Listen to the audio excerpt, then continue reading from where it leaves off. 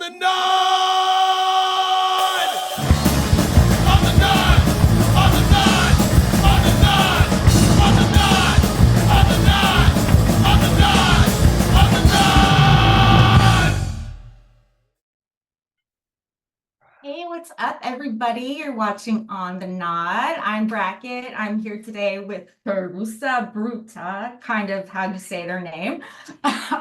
From Chicago, right? You guys are from Chicago. That's correct. Yeah. Nice, nice. Well, why don't you introduce yourselves and say what you play in the band? I am Beto and I am vocals. Yeah, my name is cool. Mateus, and I play guitar, and I also do vocals. Nice. All right. Well, very cool. So, how did you guys all meet and come together and start a band? Go ahead. I think for the most part we all met in like different I met Matt through the scene, like just going to shows. Chicago is like a big city but also very small. So when you see Right. somebody you don't know, so I seen him at a show and I just started like chit-chatting with him. And yeah, it came from there. Kyle, also the same thing through the music scene, our bassist. The drummer Felipe was at the time working at my brother's tattoo shop. So yeah, Oh, yeah. So it was basically a lot of people that were intertwined through music or tattoos. Yeah, right. When was this? What year was this? that we started was about what 2017, Yeah, we Yeah, started 2007. spring of 2016, 2016. but Oh, okay. as Beto was saying, we all met kind of at different eras, right? I was not born or raised here in Chicago. I moved to Chicago in 2008, and I think I met Beto, or Beto kind of, he was saying earlier, right? Because the scene is, it's small enough that if somebody's new that shows up, it's kind of like, who the hell is this, right? No. And then Beto kind of like checked me real quick there. And That makes sense. I actually went to college in Chicago. So I remember how like small the scene could be and how, Right. but it's a huge city. We yeah, all seem to know which each school other. you go to? The School of the Art Institute of Chicago. Yeah, right on. Right Yeah, down. the museum school. Yeah. Mm. I think our But drummer's a anyway, it's a tattoo great. artist, and he's taking some classes there. I think just kind of like keep evolving. Oh yeah, Art, yeah. Mhm. it's a great school. I'm sure he enjoys it. I like to think so. Yeah. Yeah. Well, anyway, moving on from that. So now have you guys always had the same sound since you started? Like, how would you guys describe yourself? You're a hardcore band, an oi band, or mashed together everything? I would say a hardcore oi band. Hardcore oi Yeah, band? with Yeah, elements of a little bit. that makes Yeah. sense. Yeah, I think the elements are still there. Sometimes some of the songs are vary, but I think basically, yeah, I think the elements stay pretty true since we started. Do you agree, Matt? Yeah, for sure. I think we all kind of like grew up listening to hardcore punk and oi music. And at the Mhm. time when we put this band together, it was really weird. Like I was playing in a different band, but I wanted to do the sound that Fuerza Bruta does. And then we all kind of met and started talking and wanted to see like about coming up with a band that was very much like a mix of all these influences that we had, all these bands that we like, and that goes like from like Nabat to, early Brazilian hardcore, Japanese samurai, spirit skinheads, early French oi. And so we decided to just meet up and try to jam out, which is something that I don't like using that word because we don't have the time to just like meet up to jam. So Right. we set up a rehearsal once and we showed up there. I had a song written and it kind of like just took off from that moment on. I feel like if we wouldn't have jive that day, I don't think we would have even like done a second practice, right? But Yeah, yeah. No, when I got in, I got there a little late. They were already working on the song, mind you. We were always talking about because we always like international bands. We like American oi, English oi. So there wasn't many bands taking those influences and doing it. So when Right. the actual when we actually had that first meetup, I got there a little late and they were already jamming a song. I came in like, what the like, because it was good. It sounded, for being like just bare bones. I was like, oh wow, because he came with the blueprint already. So I think most of the times people get together, they kind of see what's going on. This time, like, was already working on music. Wow. Yeah, Yeah. that must be very impressive to It was see for me. everybody. All right. It And was for me. to your point, Brackett, like you were saying, like we've always been playing the same style, and I think, yeah, we, like I said, we don't really jam. We come in with sort of like with a blueprint of a song that we think that either we'll just show some riffs around, and Hmm. it just goes from there. It just and it hasn't changed much. I mean, we've been a band since 2016, so like what, 8 years or so, and our sound is the exact same. Granted, we take our time, releasing things because we're also busy with family and work, but most of our Right, of songs are course. pretty much, they follow the same lineage, right? We don't try to do like what's the new tendencies, or trying to change too much of our sound. That's why we don't jam. We come in Mhm. and do the same thing. Like I don't play many covers or anything like this. I just like to play Feurza Bruta songs, and that's it. Well, that's good that you're passionate about it. That's so awesome that you guys all kind of work like collaboratively, like on Mhm. the songwriting, it sounds like. So everybody, do you guys share in the actual like lyrics or anything? Or is it just one person that writes the lyrics and then other band So members do I music? I, I write some of the lyrics, and but I come from Brazil. We speak Portuguese there, and then the idea of having a band Yeah. singing in Spanish actually came from our bass player, who was like in two different bands at the time, and he's like, "Look, if I'm gonna have a third project, I need this to be very different, starting with the language." And since Beto, he's Mexican descent, speaks fluent Spanish, we're like, look, we get this guy to be our singer. So Beto and I, we work on lyrics. He ensures that everything is grammatically correct. Because I Mm. try to write things in Spanish, but I'm thinking in Portuguese. It's similar, not the Well, same. But even how you no, I structure wouldn't. sentences, right? In Portuguese to Spanish is also very different. So just, Yeah. yeah, Yeah, I similar, but bet. not really. Yeah. I bet. Wow. So I noticed some of your songs you sing in Spanish, but then you also have English parts to the song, Mhm. right? We have Or I is think it, we did a Ramones cover. Right. Yeah, we didn't. oh, okay. We Maybe sang that's what that I'm in thinking. English. That we didn't translate. But although we've done covers that we just change all the lyrics to Spanish Spanish. Oh, okay. Yeah. Okay. live So is it shows. all in Spanish then? Am I completely wrong that you have other songs that you One sing in song, English? like one song, the Okay. one you said, the Ramones, we did I think the chorus is in English, but everything else is in Spanish. And I think aside from that, we don't really have any, Right. nothing in English. Yeah, we did, I think, like the kids cover. I think we did that in Spanish. We have Judas Priest in Spanish. I don't know. What else do we Nice. have? Yeah, This is yeah, good cover. yeah, yeah. It's a lot more for the metalheads and the punks that dig it. A lot of times when we play it, skinheads are kind of just like, whatever. I like that you guys have like a touch of metal to your music. Oh That yeah, you can oh definitely yeah. hear it. Mm-hmm. Mm-hmm. It makes Definitely it dig it. more distinct. Yeah. That's cool. So did you guys all listen to metal as well growing up? Besides like punk and oi or I think we all have like eclectic, like we listen to a little bit of everything, and that's all of us. I think that's what kind of made us bond, is the Mhm. liking for different types of music. So I think that was one of the things. And yeah, yeah, we went to the drummer, Matt and myself, we went to Iron Maiden. So yeah, like our drummer listens to a lot more like deep beat, maybe some crust and stuff like that. So yeah, we're all over the place when it comes to music that we like.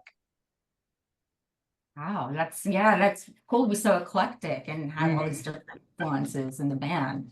Sure. So where can people buy your merch and your albums and stuff like that? Do you have your own website or is there another site? At the shows.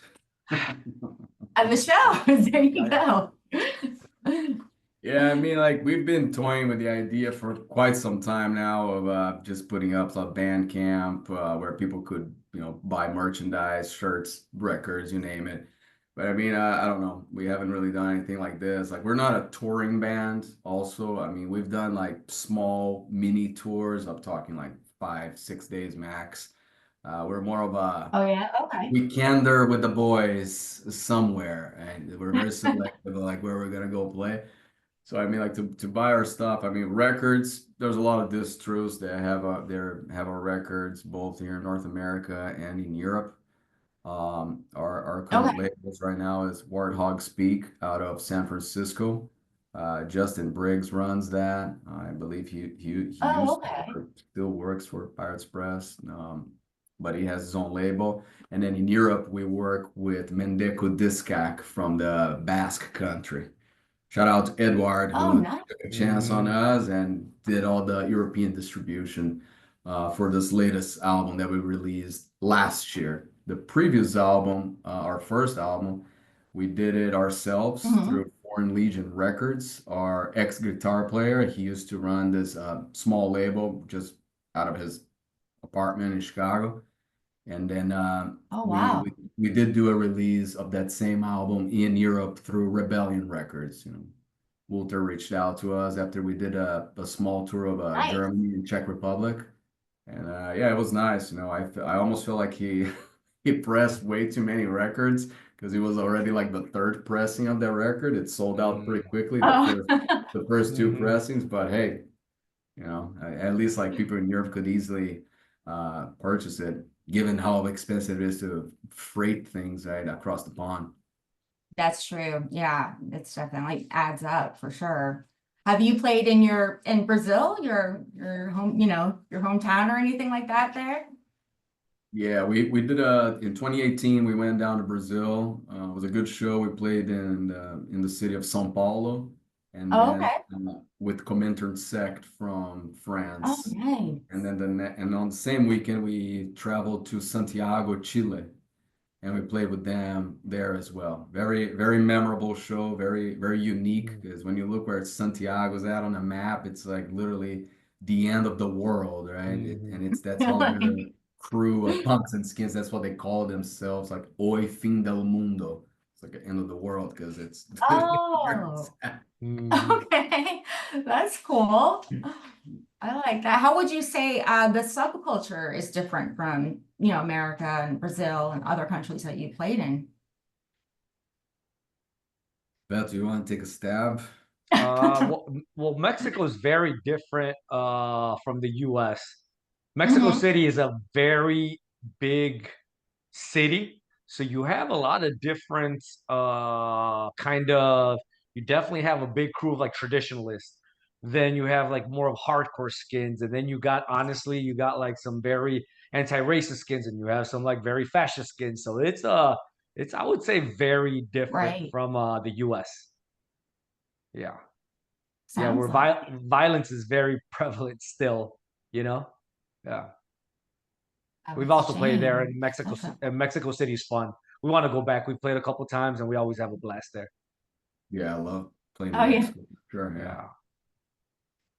Yeah, I feel like So are the crowds very different? yeah, I feel like Mhm. every country has their own interpretation, like or at least like especially like back in the day when you didn't have access to things through the internet or whatever. I guess like people like Right. in the 80s, early 90s, mid 90s, they interpreted punk rock and oi and the hardcore scene their own ways, right? And I think like their own culture, that it comes out in the scene, how they handle things, right?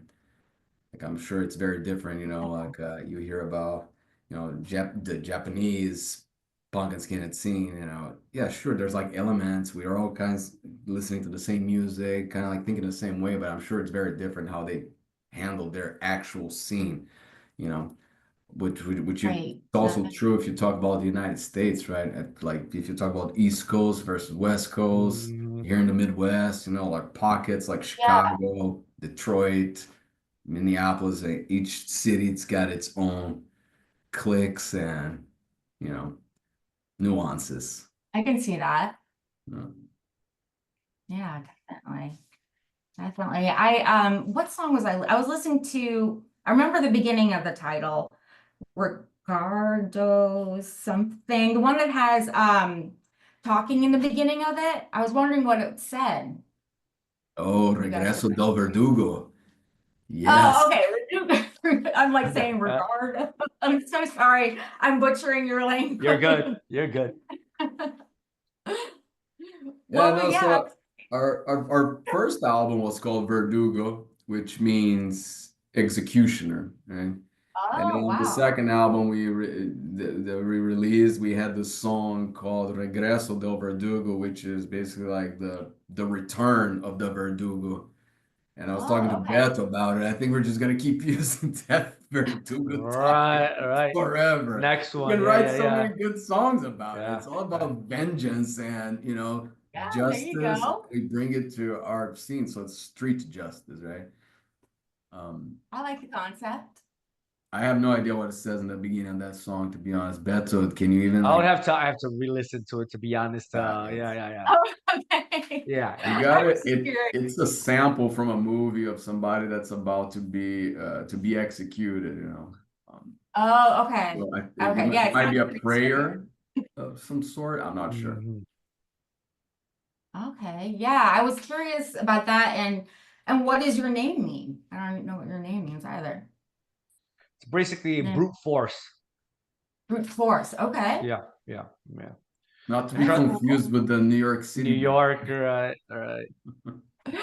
Oh, is there a band named that in New York? Okay. Is it Yeah, in New York? I got yeah. confused myself. New No, York. it's New York. Yeah, I don't think they've been active for a while, but yeah, there's a band that was called Brute Force from New York. Yeah. Oh, all right. All right, that's cool. I'll have to check them out. Yes. So, what was I about to just ask you guys? You guys aren't really touring, but are you working on new music right now? Go ahead, Beto. Yeah, we're in the middle. We're trying to get some new stuff out, so that's why we're hopefully not playing that many shows. Like Oh, okay. we've kind of stopped. I guess unless somebody offers or something that's really piques our interest to play. Aside from that, we're probably not trying to play any shows yet, and we're trying to come out with 4 songs, 7-inch. So we're kind of in the middle of that Okay. at the moment. Yeah. Nice. Do you have an idea when that will be released?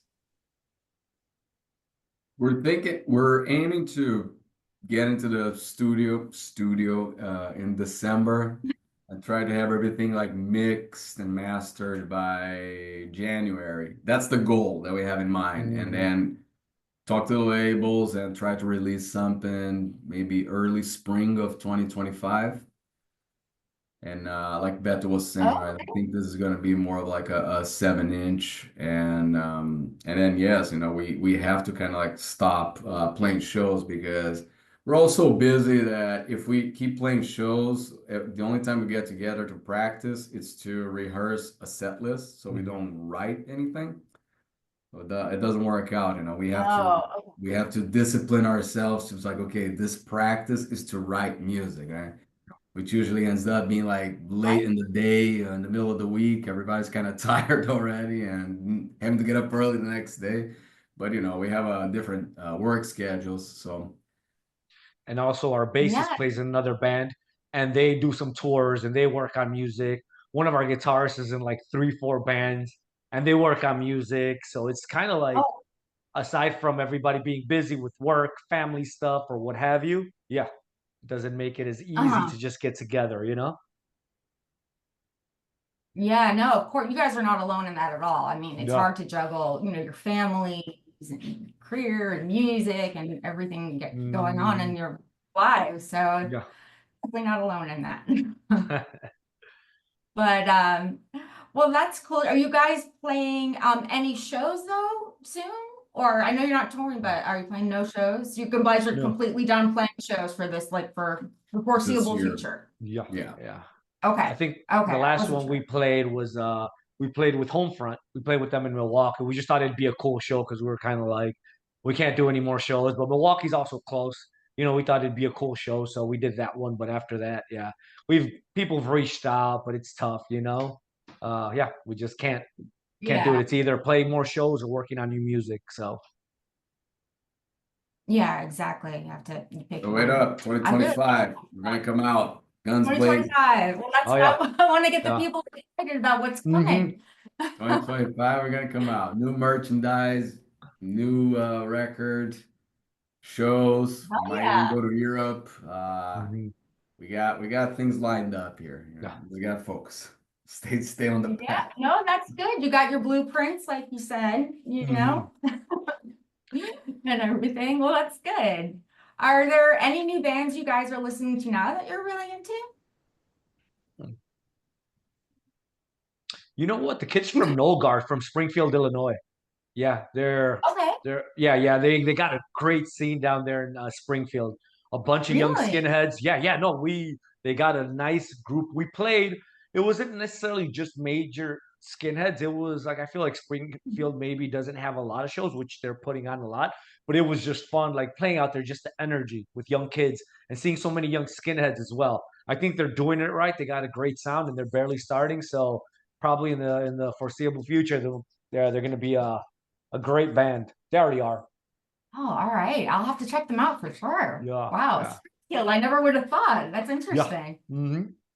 Yeah, small town, Yeah. central Illinois, right? Springfield. I mean, they got something magical going on there, literally, because like Beth was Really? saying, we played at this record shop and it was just kids, and you could tell they came from all kinds of subcultures. They just, almost like there was like this necessity of kids wanting to get together and they're starting new bands, hardcore, oi punk, you name it. It was great, and they're doing something good. And yeah, No Guard, right? They're already like on Lionheart Records, I think. They They've just put some released stuff a out. Yeah. couple 7 inches, and it's young, good kids that, doing it the honest way. I appreciate that. hmm I Yeah, don't that's know as great. far as me any newer bands, but I mean, like I'm pretty sure everybody's been digging on Mess. You know. Oh, yeah, Yeah, definitely. yeah. Because we played with his the main like guitarist vocalist with his old band in Mexico City called Sparrow 68 before he started Mess. Oh, Yeah, yeah. Great band, oh, yeah. Yeah, Sparrow 68. We played shows with them and like was it with the Templars and I think was it Legion 76. Yeah, And yeah. This Virus, okay. yep, yep. Oh yeah, yeah. hmm There's some great bands. Yeah, Yeah. that's awesome. That's cool. I mean, it's always so different. Where the music is coming from these days, all over the world, But I always love hearing what people are into. And now I know about Springfield, so I'm gonna keep that on the map. Yeah, yeah.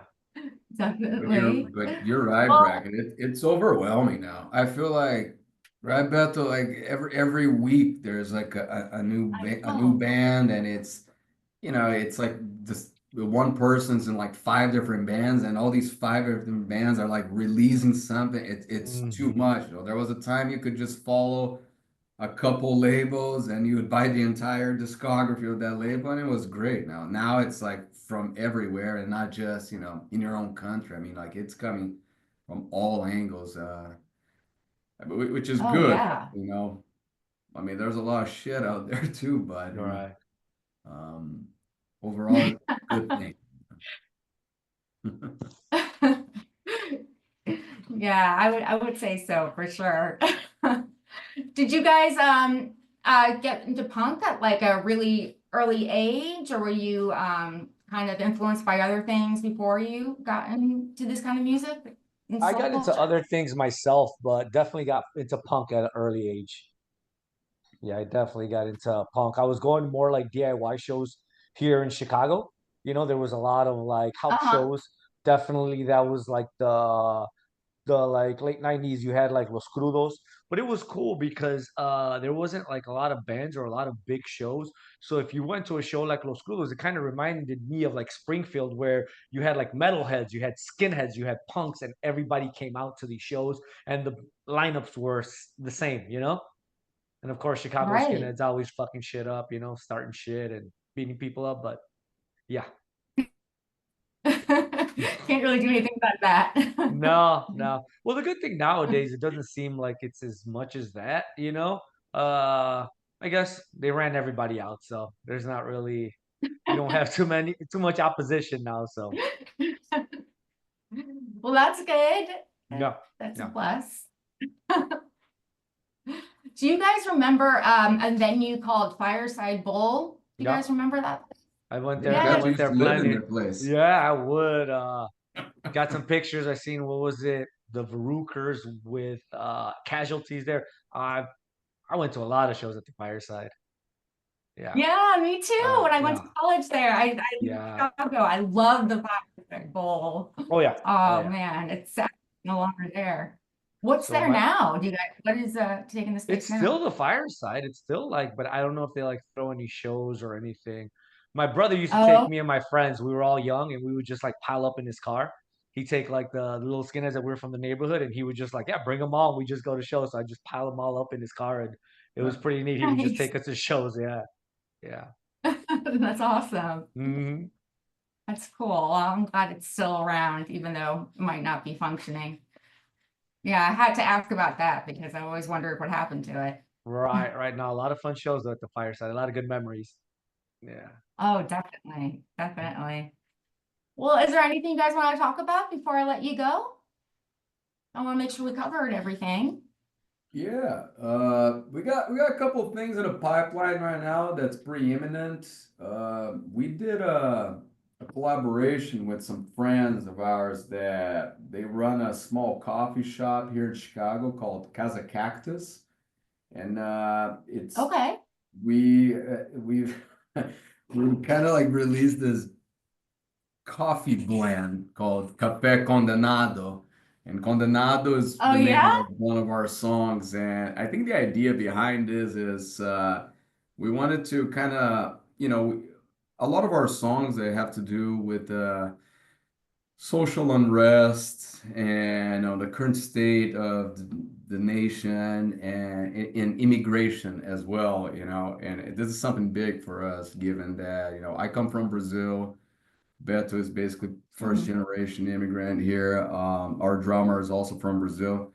And since we sing so much about that kind of stuff, but you're singing but you're not really like doing anything, like I mean it's good to like put it out there so people can and listen.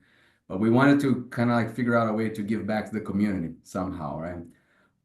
So there's an organization here in Chicago called the Illinois Coalition for Immigrants and Refugees' Rights.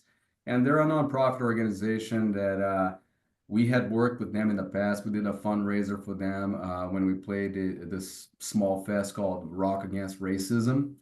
So the idea behind this Okay. coffee blend, but it's our friends of ours. They're from Belize, just a real small country on the tip of Mexico.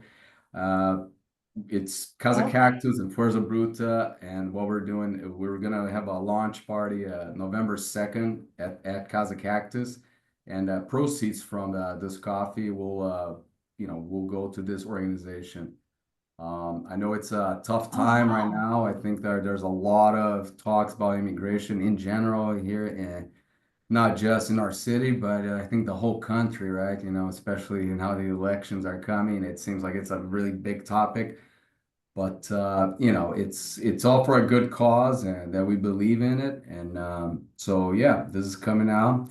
If you drink coffee, let us know. We'll send you a little bag. Uh, you just gotta That's grind it though. That's all. awesome. Yeah. Yeah, That's we went great to the that I didn't cupping. what were you saying? No, we went to the cupping, so we actually tried different beans and did the whole Oh, process. okay. So we actually went with the process on selecting which coffee we wanted as well.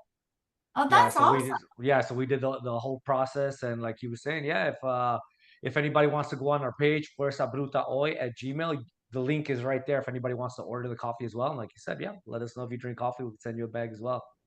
Oh, awesome. Yeah, gosh, I would love to try it. I love coffee. All right. Well, so all the information for this is going to be on your music page as well? Your Yeah, it's music.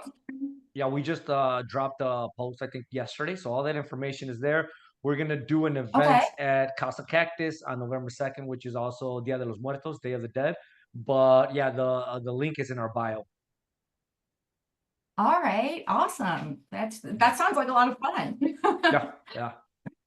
Yeah, Well, it's something good. different for sure. Mhm. But I And I- feel like, I think that's interesting, right? Because like we're it's a way to reach out to different markets for us, and like I said, it's more importantly a way to give back to the community and to really follow through with the things that we talk about and sing about in our lyrics.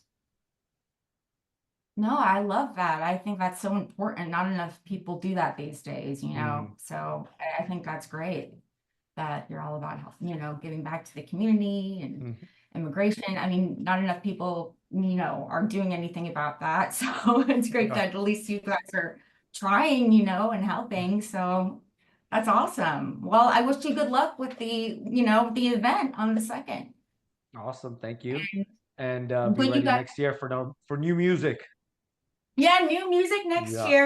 You yeah. guys are welcome to come back on after you make the new music. You want to talk about it or whatever, just hit me up or I'll hit you up, and I look forward to hearing it.